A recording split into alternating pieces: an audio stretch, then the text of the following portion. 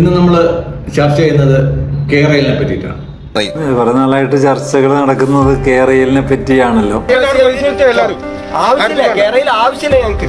എനിക്ക് കേരളയിൽ വരണമെന്ന് തന്നെയാണ് എന്റെയും അഭിപ്രായം. കേരളയിൽ വരും കേട്ടോ, അതിന് യാതൊരു സംശയമില്ല.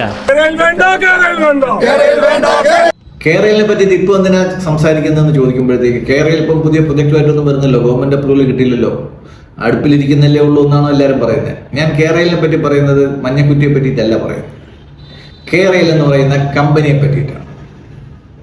ഇതിനെപ്പറ്റി ഞാൻ നേരത്തെ ഒരു വീഡിയോ ചെയ്തിരുന്നു, അധികം ആൾക്കാരിൽ അത് എത്താതെ പോയി, എന്താണെന്ന് എനിക്കറിയത്തില്ല. ആ വിഷയം ഞാൻ ഒന്നുകൂടെ അവതരിപ്പിക്കുക.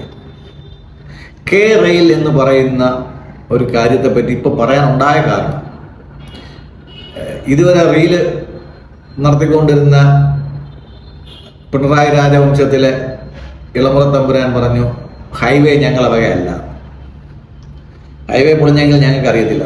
അതുവരെ ഞങ്ങളതായിരുന്നു, ഇപ്പോൾ അത് അവരുതായി, പൊളിഞ്ഞപ്പോൾ അവരുതായി. തിരിച്ചാണ് പറഞ്ഞത്, സാധാരണ വിടക്കാക്കി തനിക്കാക്കുക എന്നുള്ളതാണ്, ഇത് വിടക്കാക്കി അവർക്കാക്കുക എന്നുള്ളൊരു പരിപാടിയാണ് മരുമോൻ ചെയ്തത്. അതുപോലെ അപ്പം നമ്മളതിനെ പറ്റിയിട്ട് നമ്മൾ ചർച്ച ചെയ്യുന്നില്ല. പക്ഷേ കേരളയിൽ വന്നപ്പോഴത്തേക്കും അതിൻ്റെ പാർട്ടിസിപ്പേഷൻ എങ്ങനെയാണ്, അതിൽ ആർക്കാണ് ഉത്തരവാദിത്വം എന്നുള്ള കാര്യങ്ങളെ പറ്റിയിട്ട് ചർച്ച വരുന്നത് പിന്നെ ഹൈവേ പൊളിഞ്ഞപ്പോഴാണ്. കേരളയിനെ പറ്റിയിട്ട് ഒരു ചർച്ച ഇതുവരെ ഒരു മീഡിയയിലും ഞാൻ കണ്ടിട്ടില്ല. കേരളയിൽ ആരുടെ വകയാണ്? വളരെ സിമ്പിളായിട്ടുള്ള ചോദ്യം. നിങ്ങൾക്ക് ആർക്കെങ്കിലും അറിയാമോ? നിങ്ങൾക്ക് എല്ലാവർക്കും അറിയാമെന്നുള്ളത് അതെന്തോ പിണറായി സർക്കാരിൻ്റെ എന്തോ ഒരു കുന്ത്രാണ്ടമെന്നാണ് ആൾക്കാർ വിചാരിച്ചു വെച്ചത്. ഇതിൽ കൂടെ രണ്ട് മുന്നണിക്കാരും ഒളിച്ചു കിടത്തുന്ന ഒരു അജണ്ടയുണ്ട്. കോൺഗ്രസിന് അറിയാം ഇത് BJPയുടെയും LDFിൻ്റെയും ജോയിന്റ് വെഞ്ചറാണെന്നറിയാം. അതിൽ പിണറായിയുടെ സർക്കാരിനുള്ളത് 51% ഷെയർ, BJPയുടെ സർക്കാരിനുള്ളത് 49% ഷെയർ. അങ്ങനെ ഒരു കമ്പനി നിലനിൽക്കുമ്പോഴത്തേക്ക് ഇത് എക്സ്പോസ് ചെയ്യേണ്ട ജോലി കോൺഗ്രസിനുണ്ട്.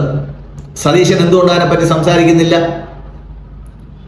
ഇലക്ഷൻ വരുമ്പോഴത്തേക്ക് ഇവർ അങ്ങോട്ട് വോട്ട് കൊടുത്തു, ഇവർ ഇങ്ങോട്ട് വോട്ട് കൊടുത്തു എന്ന് പറയുന്നു. ഇലക്ഷൻ ഇല്ലാത്ത ഈ 5 വർഷം കേരള എന്ന് പറഞ്ഞ ഒരു കമ്പനിയുടെ ഓണർഷിപ്പിനെ പറ്റിയിട്ട് കോൺഗ്രസിന്റെ നേതാക്കൾ എന്തുകൊണ്ട് മൗനം പാലിക്കുന്നു?